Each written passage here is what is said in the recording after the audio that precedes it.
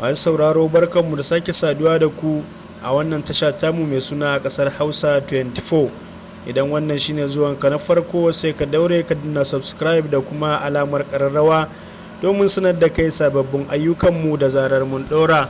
Sannan mai sauraro yana da daban bibiyanmu a shafukanmu na sada zumunta irin Instagram kasar Hausa da kuma Facebook mai suna kasar Hausa da kuma Twitter @kasar Hausa, ko kuma shafinmu na WhatsApp mai suna labaran kasar Hausa, ko kuma mai sauraro zai iya tafiya kai tsaye zuwa website ɗinmu mai suna kasarhausa.com domin samun sahihan labarai kuma ingantattu.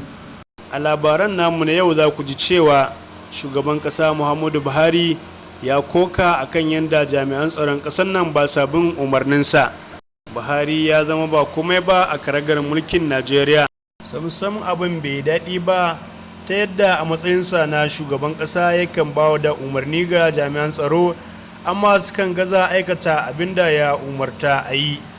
A halin da ake ciki yanzu dukkan umarnin da shugaban ƙasan ke bayarwa baya haifar da ɗa mai ido, ta yadda baya dakatar daga 'yan ta'addan ta cin karensu babu babbaka.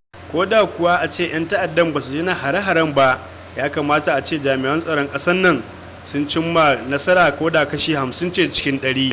A satin nan ma da ya gabata an samu mummunan hari wanda ya sanadin mutuwar mutane 6, aka kuma kona shaguna da kuma satar dabobi a jihar Sokoto da ke arewa maso yammacin kasar. 'Yan Najeriya sun jima suna jin umarni daga bakin shugaban kasar zuwa jami'an tsaron kasar na umarnin da ake basu cewa a kawo ƙarshen 'yan ta'addan nan da ba da daɗewa ba, amma hakan ya gagara, abin da ya jefa 'yan kasar zama cikin zulumi a yankunansu. Mazauna garin Masasa a ƙaramar hukumar Ilela ta jihar Sokoto mutum 6 ne aka rasa ta rashin tasirin umarnin da shugaban ƙasan ke bayarwa. Domin kuwa a ranar Asabar nan da ta gabata mazauna wannan yanki suka karɓi bakuncin 'yan ta'addan da suka kai hari a garin. Babban wakilinsu a majalisar dokoki ta jiha suna Bello Isa Ambarura ya shaida wa manema labarai cewa an kashe mutane 6 sannan an kwashe dukkanin kayan shagunan garin da kuma dabobi wanda suka hada da shanu da kuma kananan dabobi da ba a san adadinsu ba. Ya kara da cewa sun yi kuma garkuwa da wasu mutanen wanda su ma a halin yanzu ba a san adadinsu ba, sanadin wasu sun yi gudun hijira sun tsallaka ƙauyukan da suke makwabtaka da su. Ɗaya daga cikin mazauna Ilela kuma ɗaya daga cikin tsofin kamsilan Kalmalo wanda ake kira da Hamza Kalmalo ya ce a halin yanzu wanda suka rage a garin ɗaiɗaiku ne, sai kuma jami'an tsaro wanda sun kasa taɓuka komai, wanda talakawan su ne suke ƙoƙarin ma kare kansu. Duk da irin nasarorin da ake cewa sojojin na samu a kan 'yan ta'addan, sau da yawa mazauna garin su ne suke ɗaukan mataki da kansu, kuma ci gaba da cewa yana mamakin yadda umarnin shugaban ƙasan baya canja komai.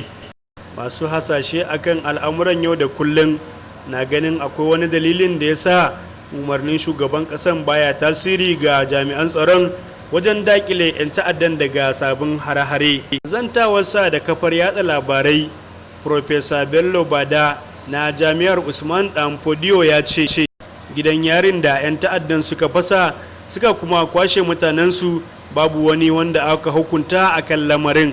Ya ce idan shugaban ƙasa ya bada umarni ga sojoji ya ce a yi kaza har kuma lokaci ya cika ba a yi ba, sannan kuma ba a ɗaukan wani mataki akan lamarin, hakan na jawo dalilin da yasa suke wofantar da umarnin na shugaban ƙasa, abin da ya ce a yi da kuma abin da za a yi daban.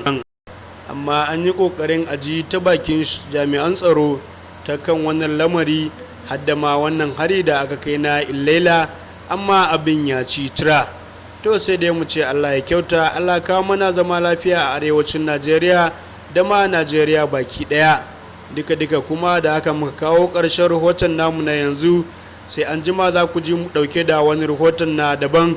A madadin abokan aiki Awal da Kabiru K Plus, Adamu Sa'idu nake muku sallama, ku kasance cikin ƙoshin lafiya. Wassalamu alaikum. Mu kasance da ƙasar Hausa a koda yaushe.